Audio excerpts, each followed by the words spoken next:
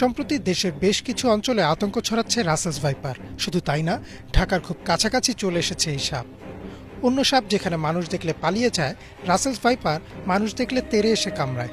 হিংস্রতার দিক থেকে বিশ্বের সবচেয়ে উপরে রয়েছে রাসেলস ভাইপার। বিশ্বের যে কয়টি বিষধর সাপ রয়েছে তার মধ্যে এটি অন্যতম। এই সাপকে বাংলাদেশের মানুষ চন্দ্রবোরা সাপ নামেও চিনে। ইতোমধ্যেই এর কামড়ে দেশের বিভিন্ন জায়গায় বেশ কিছু প্রাণহানির খবরও পাওয়া গেছে। ভাইপার গোত্রের এই সাপের বিচরণ আমাদের এই ভারতীয় উপমহাদেশেই। এই সাপটির দেহ সাধারণত মোটা, লেজ সরু ও ছোট হয়, মাথা চ্যাপ্টা ও ত্রিভুজাকার। সাপটির গায়ের রং গাঢ় বাদামি, অনেকটা শুকনো পাতার মতো, আর এজন্যই সাপটি খুব সহজেই শুকনো পাতার আড়ালে নিজেকে লুকিয়ে ফেলতে পারে।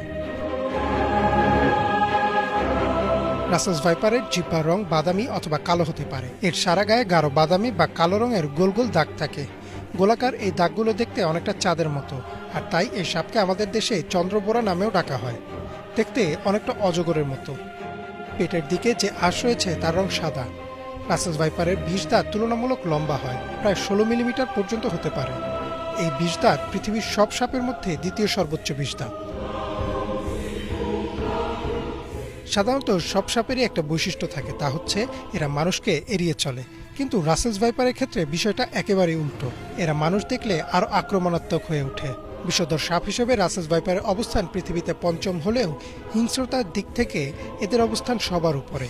এদের হিংস্রতা এত বেশি যে 1 সেকেন্ডেরও অনেক কম সময়ে এরা কামড় বসিয়ে দিতে পারে। এরা প্রচণ্ড জোরে হিস হিস শব্দও করতে পারে। রাসেলস ভাইপারের আচার আচরণ অন্য সাপের তুলনায় একেবারে উল্টো। এরা সাধারণত দিনের বেলা সক্রিয় থাকে এবং এ সময় বেশি মানুষকে আক্রমণ করে।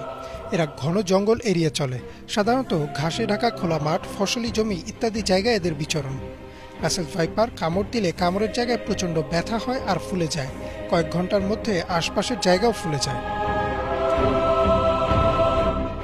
বিভিন্ন মেডিকেল জার্নাল থেকে জানা যায় যে রাসেলস ভাইপার কামড় দিলে 72 ঘন্টার মধ্যে রোগীর মৃত্যু হয়। তবে বেশিরভাগ ক্ষেত্রেই যদি এই সময়সীমার মধ্যে অ্যান্টিভেনম চিকিৎসা শুরু করা যায় তবে হয়তো রোগীর জীবন বাঁচানো সম্ভব। বিশ্ব স্বাস্থ্য সংস্থার প্রতিবেদন অনুযায়ী আমাদের দেশে বছরে অন্তত 5,80,000 মানুষকে সাপে কামড়ায়, যার মধ্যে অন্তত 6,000 মানুষ মৃত্যুবরণ করেন। আর গত কয়েক মাসে দেশের বিভিন্ন অঞ্চলে, এমনকি ঢাকার আশপাশেও দেখা গেছে রাসেলস ভাইপার। এদের কামড়ে ইতোমধ্যেই বেশ কিছু মানুষের মৃত্যুও হয়েছে।